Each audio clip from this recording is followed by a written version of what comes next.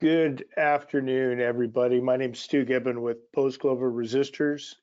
I'm going to assume everyone can hear me all right. Quick show of hands if anyone's having an issue. Should be good. Another minute or two and then we'll get started. I'm expecting this to take roughly 45 minutes. And we'll roll through it as we go.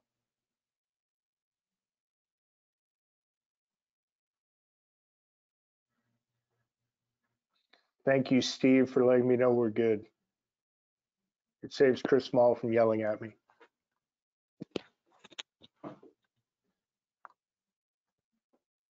All right, we're 3:32, so I will get started now. We may have been a little overambitious with our title for this one, but apparently we grabbed some people's attention. We're going to take a look at equipment bonding and grounding for safe electrical systems, with an eye toward using this to create a safe resistance grounded electrical system.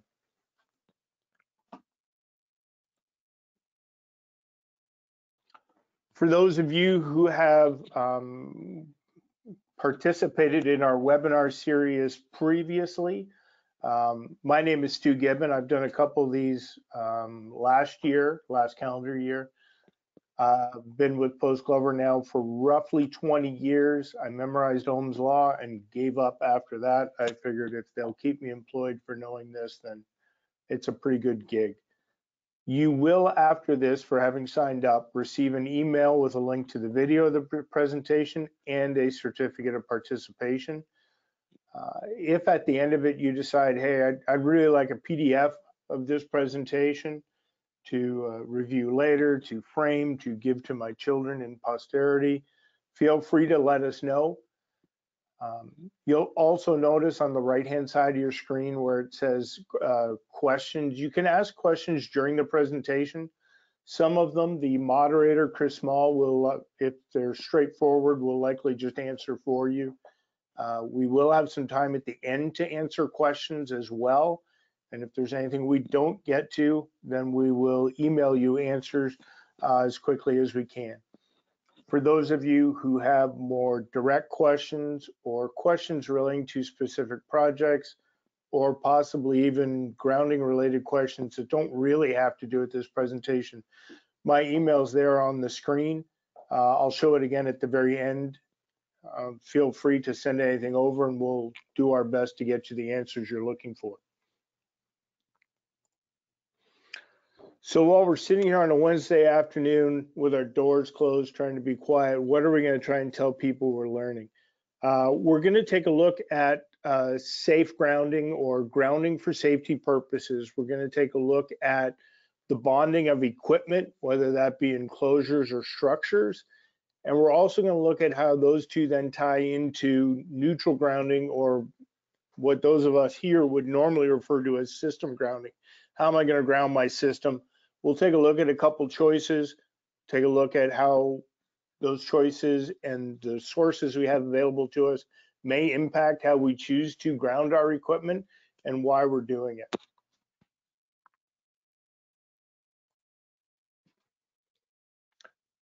So designing safe ground systems is something that needs to be done from the beginning. Well, it's the conclusion that I use to a lot of these. You know, safe, reliable, predictable systems don't happen by accident. It's got to be your purpose from the beginning. So by establishing a safe grounding system, and I mean grounding system of grounding, not a grounded system, it gives you the predictability in the event of a fault or in the event of a surge or some other occurrence within your network, that you will get reliable enunciation of such an occurrence. You will get reliable courses of mitigation to look after them. You're going to limit potential gradients, and we'll take a look at that in a little bit when we talk about grounding under both normal and abnormal conditions.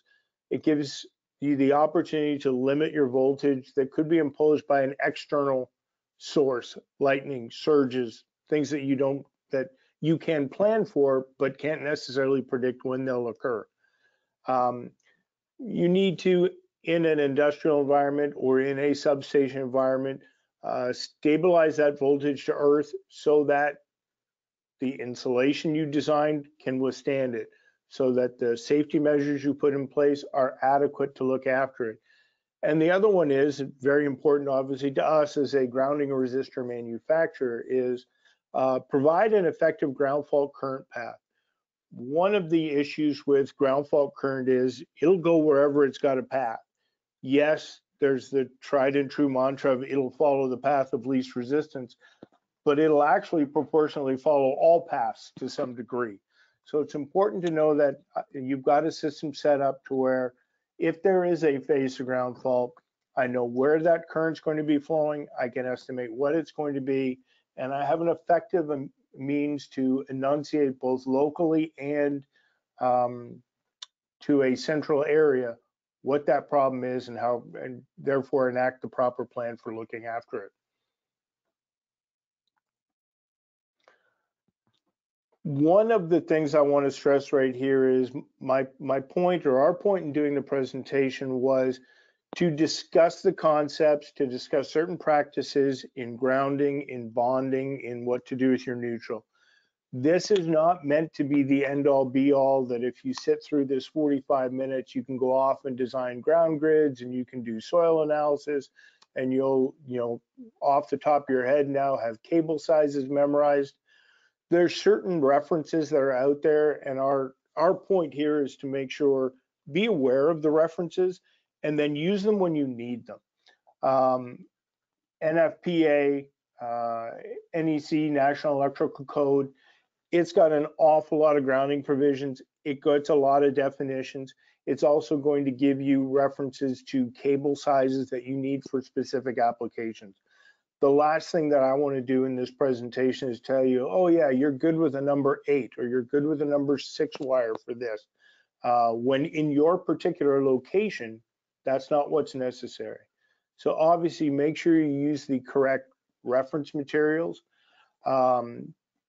such as the ones listed here, NFPA 70, National Electrical Code, ANSI C2, which is National Electric Safety Code, various IEEE standards, whether that's industrial and commercial power systems, whether that's substation grounding.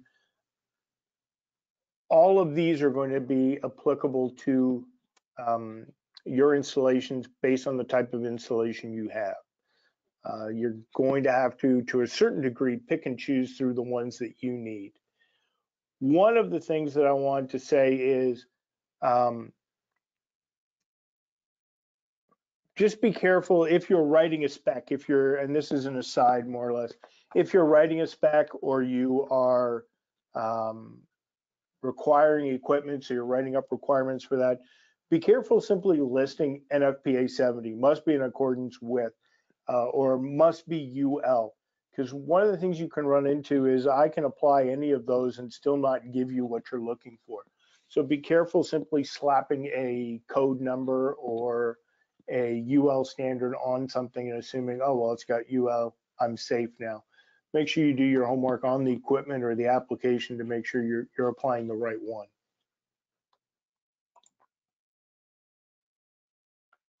So as we take a look, we'll get into it now. So grounding and bonding. Simply put, bonding is the connection of conductive elements. So that's going to be elevating structures. It's going to be switchgear enclosures. It's going to be switch boxes. It's going to be MCCs. Connecting all of those together to hold them at the same potential. So we want them all to be at the same voltage. Grounding is then the attachment of all those bonded systems to earth. So now not only are at the same potential, in theory, they're now at 0 potential. By doing this, we've now safeguarded people who are going to be in the area, and we'll take a look in a little bit at things like touch potentials and step potentials. What we need to do is safeguard both, the people who are going to be out there working in the area and the equipment itself in some cases.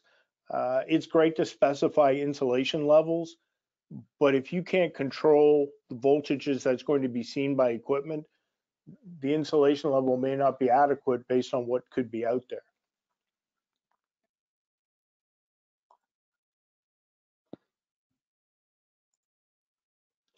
So as we take a look, and these are all from the National Electric Code, and this is the greatest definition, I think, of all time.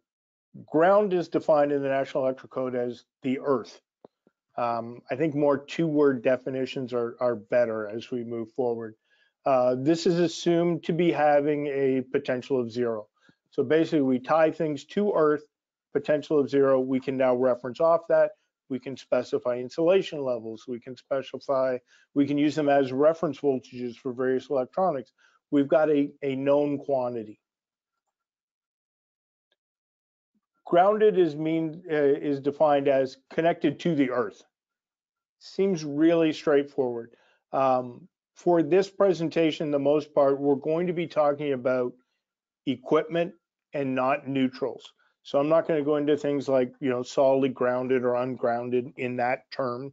This is mainly dealing with equipment, grounding, and the safety measures that provides you. And last one, and this will lead off into the next one, the grounded conductor, which is how are we going to connect all of these bonded systems that I discussed, so all the enclosures we've tied together, or support systems, or, for example, an E-house, and then intentionally tie them back to ground. The biggest difference here is in the definition. We say grounded conductor. It's an intentional connection to ground. It's not a fault. It's not a phase that's gone bad. This is an intentional connection.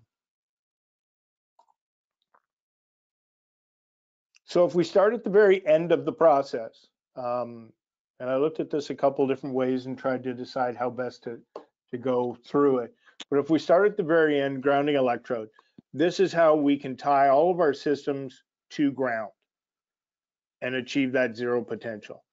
How do we do that? Well, in a lot of instances, we're going to have multiple grounding electrodes, and we'll see it here in a moment. What could that be, or what forms could those take? Those grounding electrodes then are connected to various systems within our network to tie any non-current carrying metal enclosures or parts. So it's metal enclosures or metal structures that could carry current but aren't designed to be conductors in the normal course of operation. What we want to do is take all those, use a grounding electrode conductor, and tie them back to this grounding electrode. In the course of an installation, it is possible to have multiple grounding electrodes. What you're doing is evening out the potential everywhere so there's not a gap. You want to basically end up with the same potential. And what that's going to be, we'll see in a moment, is going to be our grounding electrode system. So we talked earlier, we mentioned quickly on bonding. We tie all of our enclosures and whatnot together. They're now bonded together. Using a grounding electrode conductor, we ground them all. The other thing we need to do is tie all of our grounding electrodes together so that regardless where in my facility I've tied something to ground, and that could be either, the very first thing on our campus or a mile deeper into my petrochemical facility, the last item, we want them all to be at the same potential. It's much easier than with the electronics, with the controls, and with the safety aspect. We know it's all the same. I can't touch two things and be at a difference. So here we see, and this is a picture taken out of the National Electric Code. If you're looking to cheat a little bit with the National Electric Code, Section 100 is a lot of definitions. Section 250 gets into most of your grounding. If you have interns, feel free to send them out to do this. This is the best way to make sure you get your healthy 8 hours of sleep at times, is the National Electrical Code. So this gives some examples of grounding electrodes and what we can look for. So whether that's, your building steel that's sunk into the ground, whether that's water pipes, whether that's a ground ring or a ground mat that you've embedded and tied off to. These will all give you that grounding electrode that you need to be able to provide the reference for safety within your system. Those, like I said, all get tied together. We have them at the same potential, and we've now achieved a safe network in our system.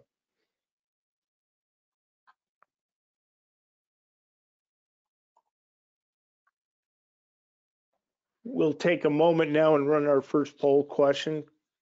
Chris, I'll let you kick this one off.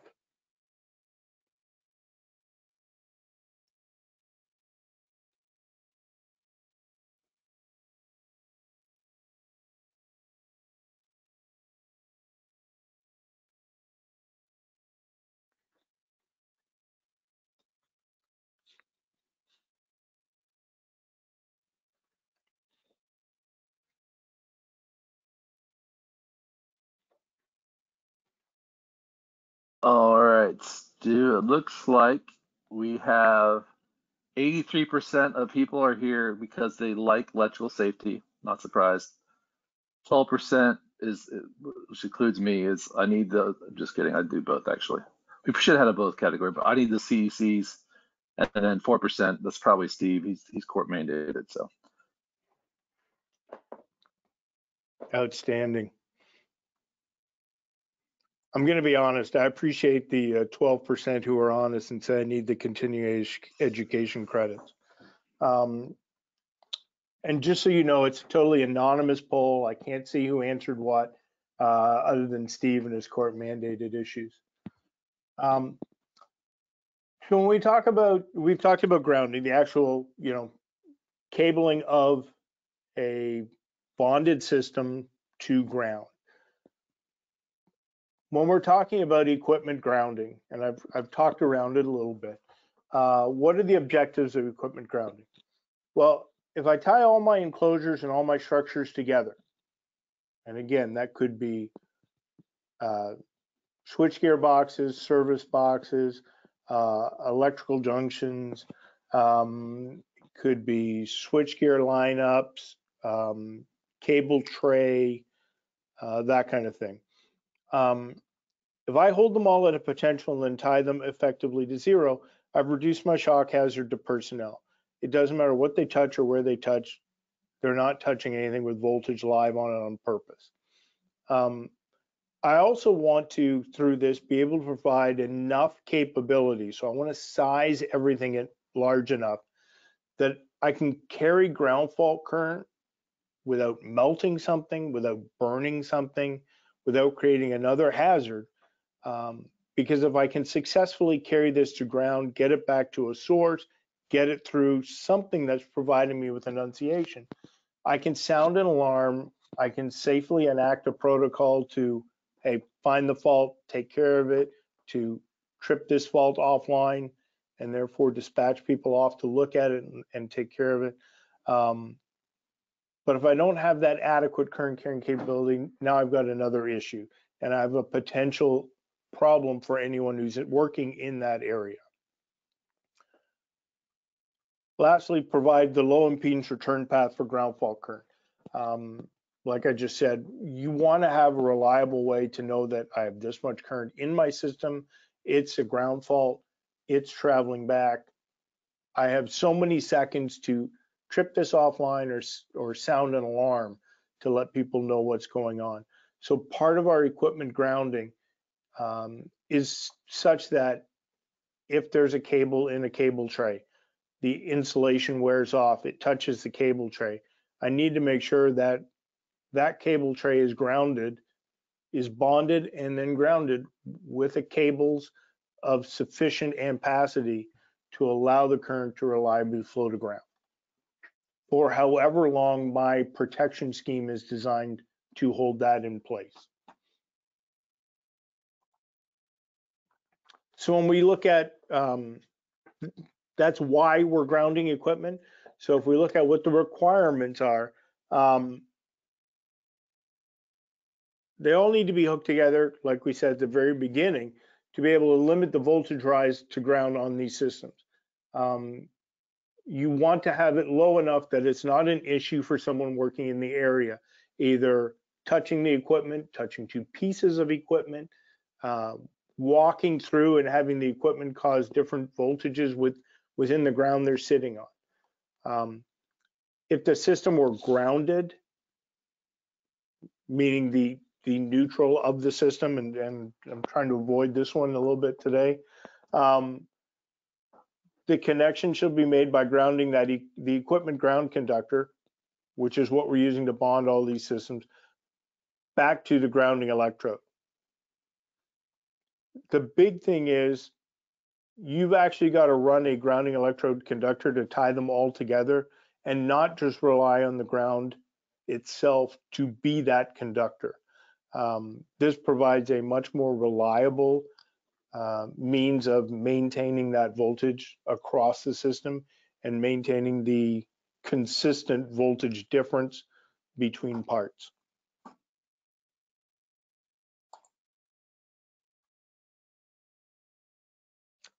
So I mentioned it briefly, I touched on it. We're talking about safety for equipment, obviously. We need equipment up and running. It seems everything now is running at least 24/7, more if it's in any way possible. But also we've got people out in the area. They're out looking at relays. They're checking PLCs. They're doing maintenance on equipment, and they're assuming that everything is connected properly and everything is safely protected, such that they're not going to have an issue when they touch anything. Probably the biggest things, when we look at or when we talk about safety, and there's a lot of good papers out there on grounding safety. There's a gentleman named Donald Zipse, Z-I-P-S-E, did a lot of presentations on various topics that all revolved around grounding. I know he's done IEEE papers at a couple of different societies. So if you're looking for something specific, go ahead and try and Google Zipse and grounding, and then put in your specific topic. There's some other good ones out there as well. Another reference I'll throw out that I didn't put at the beginning is a book called SOARS, Grounding and Bonding, SOARES. Sorry, spelling's not my strength today. Very good reference to look things up. It's very clearly explained, and it will reference you back to the National Electrical Code where necessary. Probably the two biggest ones that we look at when it comes to personnel and electrical safety is you're looking at touch voltage. So if I walk up to a piece of equipment and put my hands on it to check the PLC or check a relay setting, or simply walking across a yard. When we talk about earlier about the grounding electrodes, the more you have, the greater the possibility that your step voltage isn't going to change much between things. If you've only got one grounding electrode, and even if you do all your system bonding correctly, all your equipment bonding, you get it back to your equipment grounding conductor. From there, you go to your grounding electrode conductor and tie it off. You've got a big difference from one end to the other of what that may be in the actual physical ground. So step voltage can be an issue. Oftentimes, these aren't always huge omissions, but they're, usually these things end up being bad luck, where somebody just ends up being somewhere and exposes something that wasn't accounted for properly, totally by mistake. Like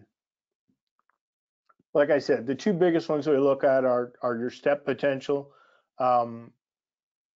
which is, am I stepping from one place on the ground that's at one voltage to another that's at a different voltage, in which case I'm the current carrying path between those two.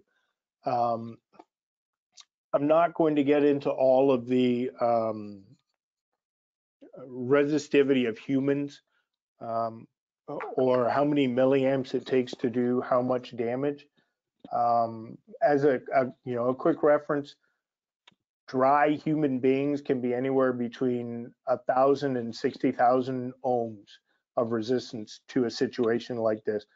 But obviously, a human in the rain, a human getting out of a swimming pool, you now pose a different resistance. So being able to have eliminate those potential gradients goes a long way toward creating more personnel safety. The other one is obviously the touch potential, where if an enclosure is improperly bonded, am I going to run into an issue by standing on one potential gradient on the floor and touching a different one? Some places there are situations where different places have different bonding requirements. For example, Australia, if you have an electrical switchgear cabinet, the hinges don't count as a bonding source between the door and the enclosure. So you would have to run a grounding strap from the door to the enclosure to make sure the bonding is complete between the two. That's one of the reasons I don't like quoting exact specific standards, because you're going to need to find the ones that are applicable in your area. So when we take a look at bonding, again, as discussed earlier, we're looking to create electrical continuity between various materials. So it's going to be your metal boxes, your metal enclosures, things that could carry current, but aren't necessarily designed to do that. This can include raceways, it can include conduit, it can include other structures in the building that may become electrified. By tying all these together, by bonding them together, and then getting them grounded, we've achieved that equal potential gradient throughout. NEC gives great definitions on what is an equivalent bonding, whether that's, again, threaded couplings or, those kind of situations. If you're up against that, definitely take a look, read through it, use that as your reference to find out, oh, I'm sufficient here. I don't need to run an extra wire or an extra piece of braided cable from here across to achieve that same potential.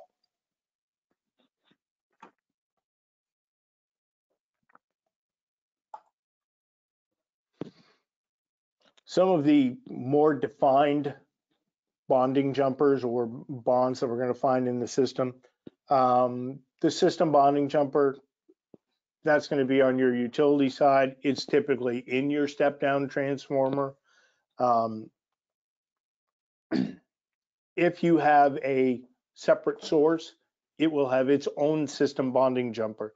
And we'll take a look in a little bit why that's important, to keep some of these things separate at times.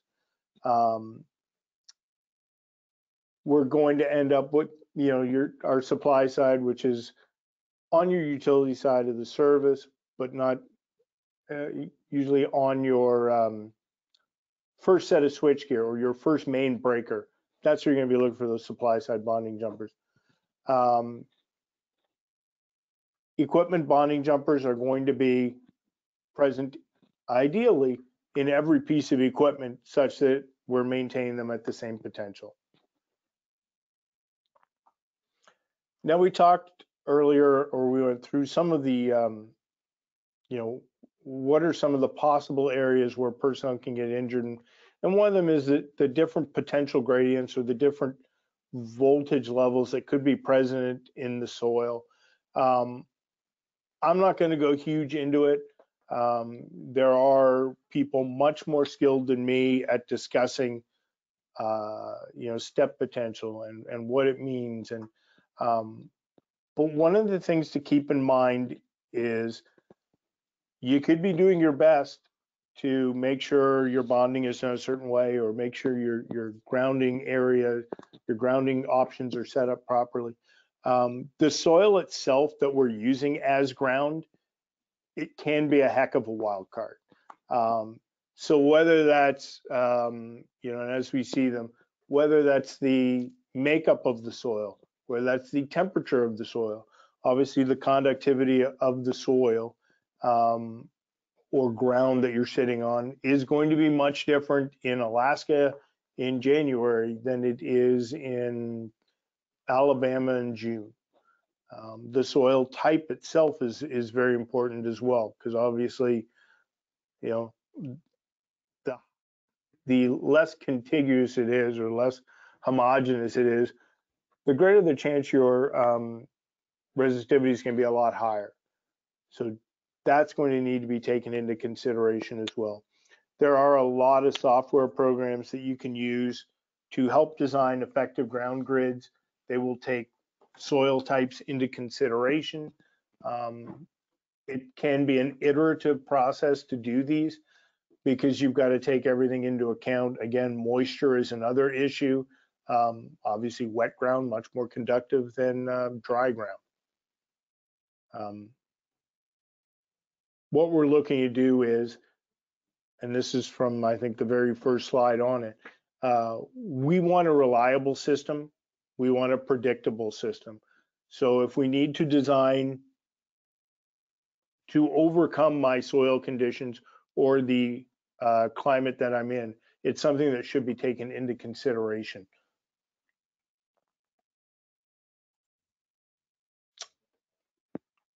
Poll question number 2.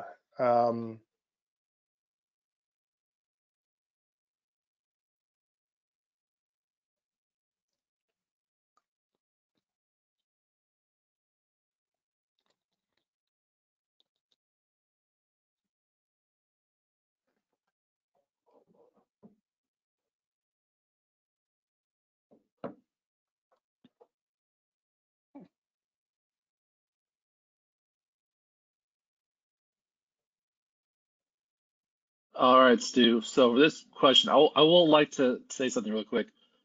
The hidden poll question in these questions is actually who is still awake and who is asleep. So just FYI. But for this poll question, 12% said rookies, 26% said seasoned pros, and 62% says who cares, pass another green one. All right. And I think we've also figured out my boss doesn't really care what I'm doing as long as it looks like I'm productive. So, because I'm pretty sure if he was paying attention when that question popped up, he would have maybe knocked on a door or mentioned something to me. Well, thank you all for sticking with us thus far. So now that we've discussed it. So we've tied all our equipment together. We've tied all of our equipment to ground at different places. We've established a path for voltages to equalize themselves. We've established a path for ground fault current to flow. In this case, it will flow to ground. So now the trick is going to be, how do we know there's a ground fault?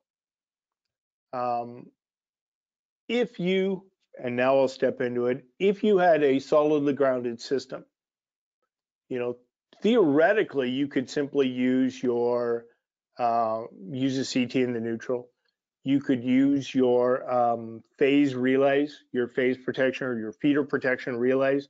Do I have one of these where the current's off? Do I have one of these where the voltage is off? The problem being that it becomes hard to coordinate protection schemes or protection methods based on the fact that I'm not sure how much current I'm going to see. Is it an intermittent fault? Is this fault going to include arcing? And am I putting, people at risk because I've got robust grounding. I've got a great path. I've got great bonding between all my equipment, which means the current's flowing really easily, and I'm setting up a situation where it's dangerous for my employees because of the amount of ground fault current that's flowing. So rather than just rely on feeder protection relays or say the LGSI protection in a bucket on a motor control center, some type of separate ground fault protection is likely going to be a good idea to continue the safety / predictability aspect. So you knew it was coming because eventually, some way, there has to be a way for me to impress you enough for me to get paid in this. One of the ways of doing this in a system is resistive grounding. So we place a resistor between neutral and ground. There is some type of current or voltage detection on that.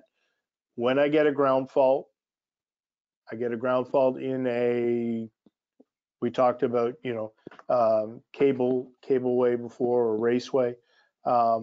I get it in there. It touches the side of that metal path. That's grounded, or that's bonded to my other equipment. That equipment then is grounded. I've got a good ground fault path. It flows along.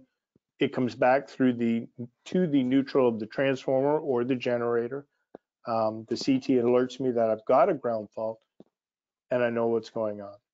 The advantage of using resistive grounding in the neutral is it doesn't matter how big my source is. Whatever the current rating of the resistor is, that's the current I'm going to see heading back through the neutral.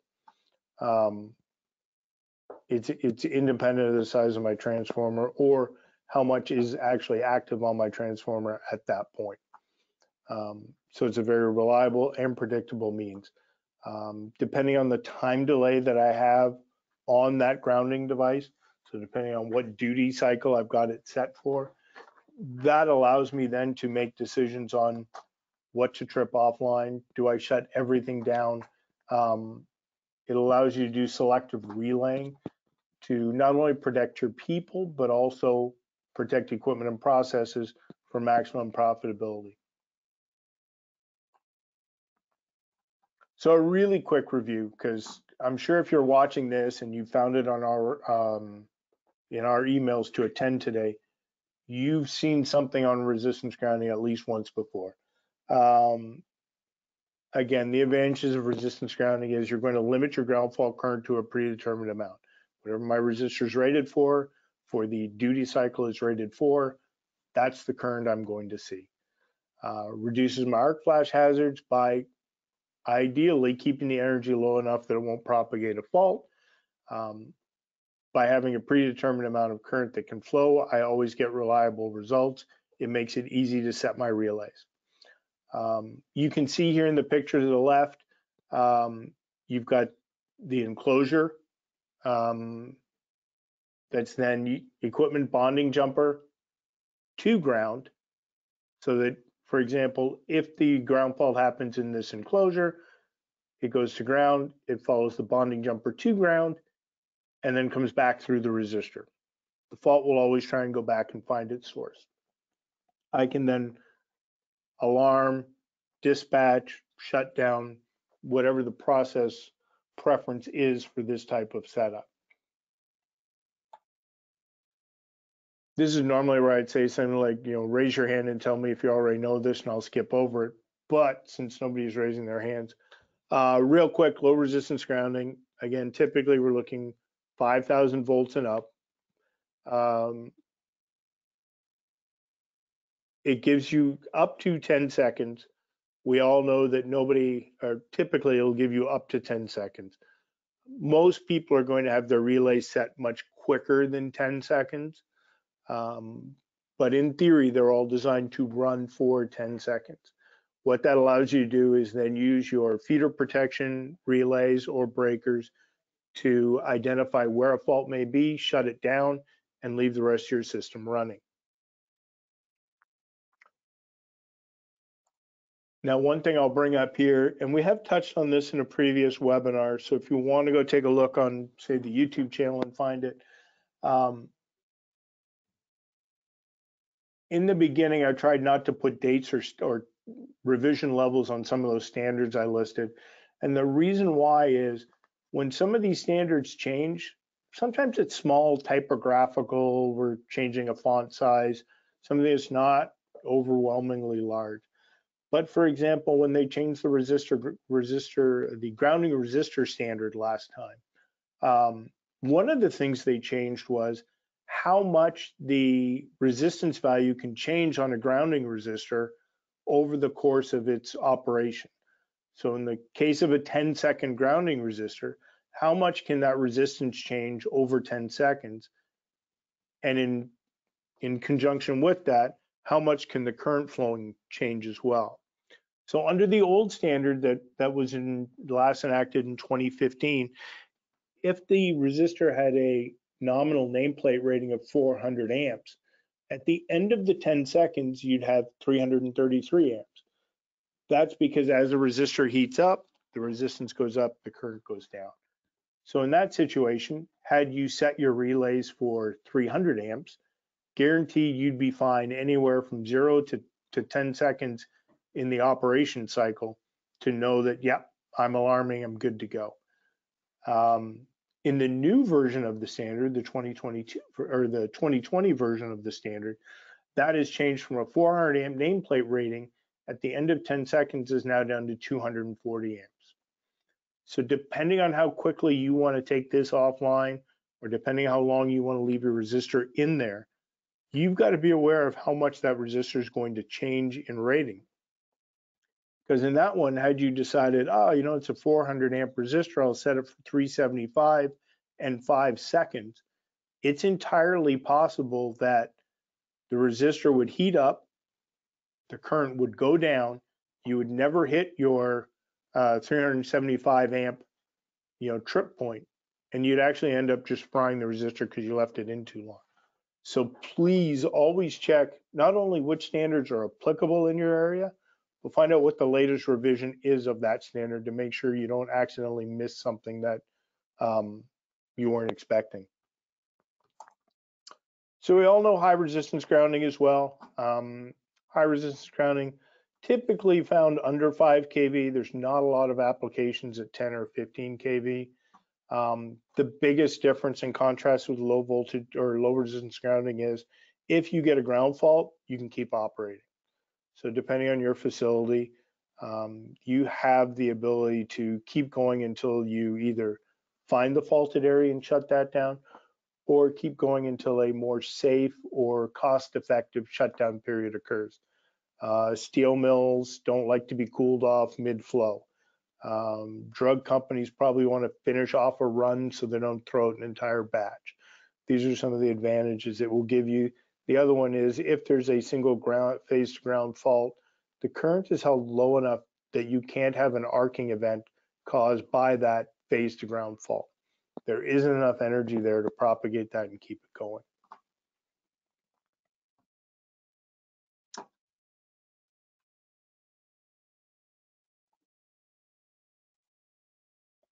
So we talked earlier, and I'll bring it up here, we talked a little bit about separately derived systems and the system bonding jumpers and holding them, or supply bonding jumpers, and keeping them separated. There's a lot of applications where you're going to have the possibility for 2 sources and switching between them. Typically, this is going to be a utility source and a backup or a standby generator.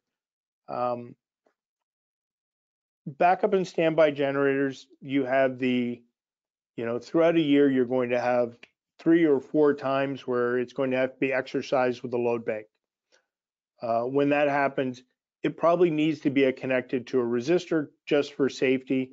The resistor will limit the amount of damage if there's some kind of internal fault, and either cut down on the repair cost or the time it's out of service. In order to have that, I need to keep my neutrals separate. So I need to make sure that my grounds in there give me 2 separate pools, so to speak, such that one isn't interfering with the other. Or if I'm doing maintenance on my transformer while my generator runs, or my generator while my transformer runs, I don't want the grounds connected such that any type of incident or fault on the system is going to be seen on the other. So one of the ways to do that is set them up as separately derived systems. It allows you to run different protection on either source. It does require a 4-pole transfer switch because that keeps my neutrals totally separate. There is a presentation that Chris did earlier on generator grounding, which goes more deeply into some of these topics. So if you're interested, feel free to email Chris or I, we'll put you on the right course to get a copy of those presentations. The other thing with high resistance grounding, and I spoke earlier about using, feeder protection relays to know where your fault is. If you're using high resistance grounding and you get a ground fault and you leave it in and you leave it running, eventually you are going to have to go find that ground fault. There's a couple of ways to do it. The traditional pulse the amount of ground fault current, use a clamp on a meter, and go find it.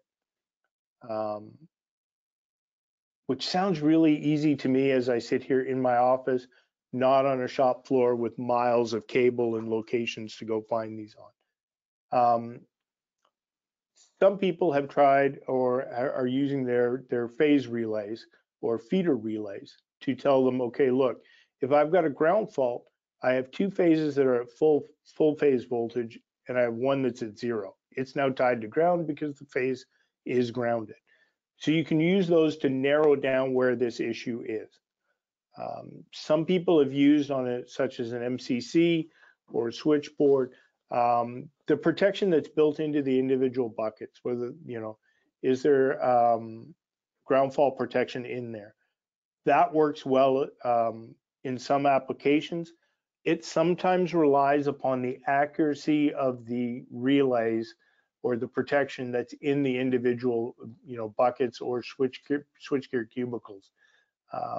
If you're using high resistance grounding, you're probably looking at under 10 amps. You need to make sure it can reliably pick up under 10 amps and enunciate that back to you. The last, I'm sure there are others. The last one I'm going to discuss is placing zero sequence CTs on various feeders.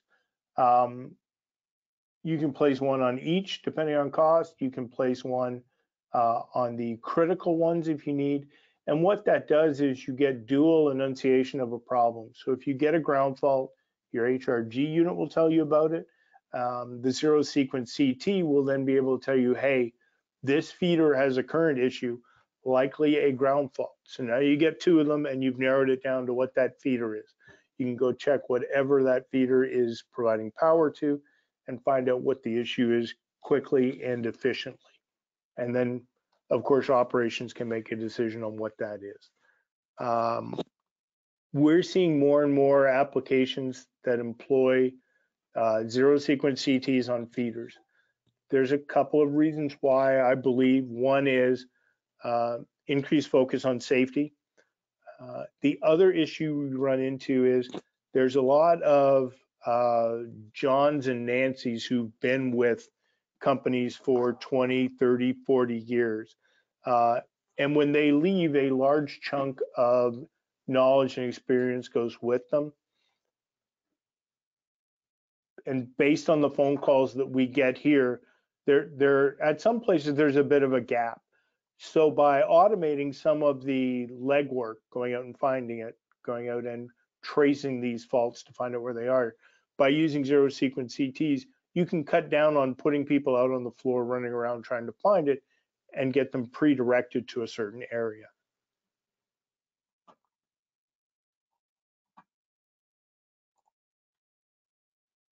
So wrapping up, and I want you to know, I took this picture at Chris's last family reunion. He asked me not to use it, but I did anyway. Safety doesn't happen by accident, and safety can't be bolted on after the fact. So you can't build a Springfield power plant nuclear reactor and then hope at the end of it when it's finished to go in and do some things to make it safe. It's got to be by design and not fixed after the fact. By properly grounding and then properly bonding the equipment within your system and tying it to ground, you not only get personnel safety, you not only get ideally less damage to equipment in the event of a fault, but you also get proper functioning of all the protection schemes that you've invested in and put in place to safeguard people and equipment. And then last but not least, Limiting ground fault current gives you a predictable means of addressing faults and allows you to safely do that.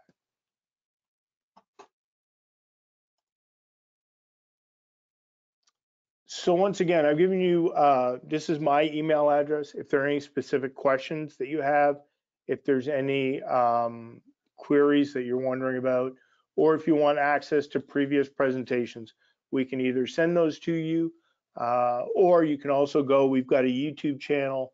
Let's be honest, you're not going to remember that URL that's up there, but if you go to YouTube and you punch in Post-Clover, it should guide you to it. Chris, I'll turn it over to you, I guess, and see, are there any questions that still need to be addressed?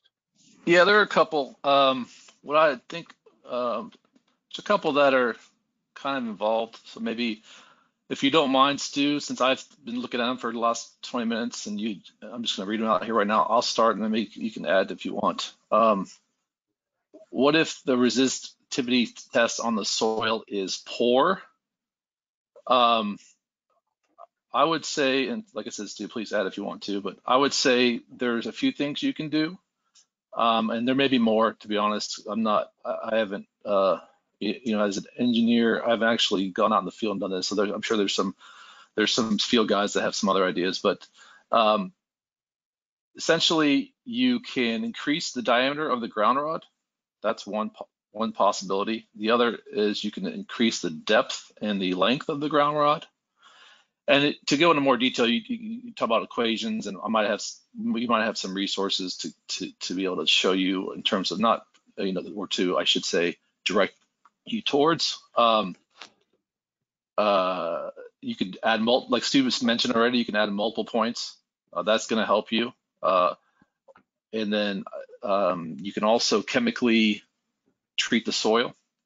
I will say, just based on personal experience, like for example, if you're in the desert, we were doing some work out in southern Texas, in basically the desert, and it was tough. I mean, if you have sand, how deep can you go?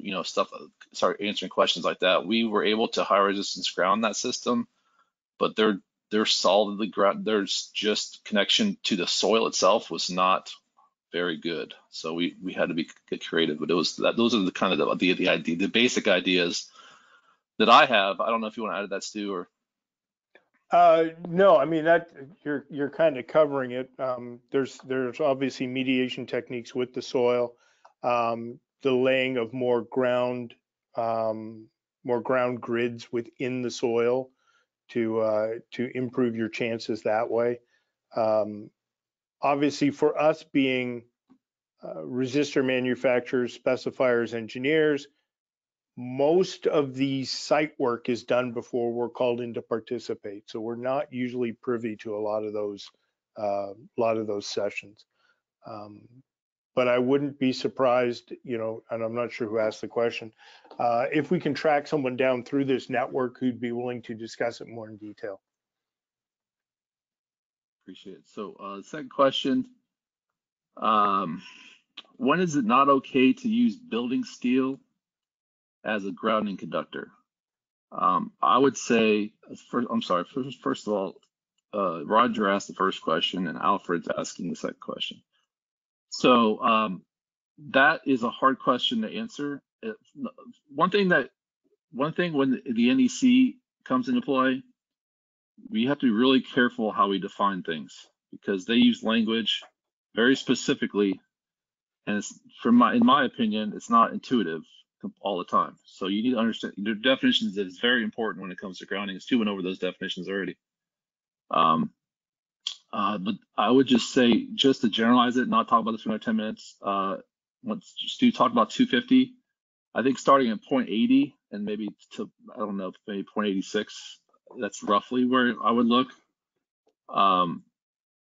And you can kind of look at what different requirements are different. But we're talking about, if you're talking about grounding rod versus grounding conductor, I mean, those are different things, and there's different requirements based on the NEC. So that's what I got for that one. Stu, you got anything else to add?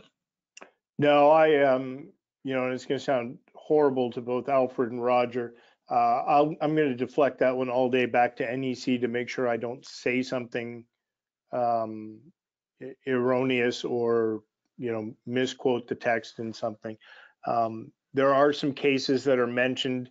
If I remember right, some of them have to do with how the concrete encasement around the bottom of the structural steel is. And for that reason, yeah, I really don't want to start trying to guess on that to give the answer. Okay, well, last one's a pretty simple one. I might add a little bit to it, just because I think it would benefit it. Can a resistor fail, and how can we protect against that, or be able to know if it happens?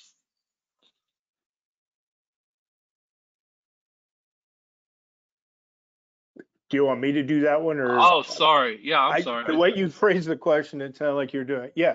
Can resistors fail? Yes, definitely. Best way to prevent failures in the field. Make sure you do a very good inspection when they get to your facility. Make sure things are tightened the way they should be. Make sure all the guards are in place for animals or other things. Make sure you do your periodic maintenance on a regular basis. Because I'll be honest, once the resistors are installed, whether they're high resistance or outdoor mounted low resistance grounding, once they're properly inspected and installed and up and running, there's not a whole lot that can go wrong with them short of either motion or impact. It's stainless steel elements, stainless steel connections, stainless steel hardware, and they're not moving.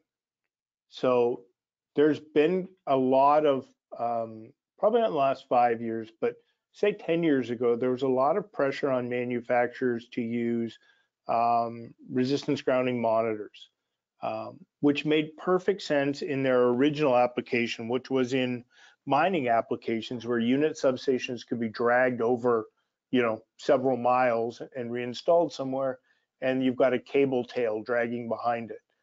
Well, for most people at their facilities, a grounding resistor never moves. So short of getting hit by a truck or a forklift, the odds of it failing are very, very low. You can get grounding resistor monitors that tell you if you've lost that path, they'll alarm, they'll tell you.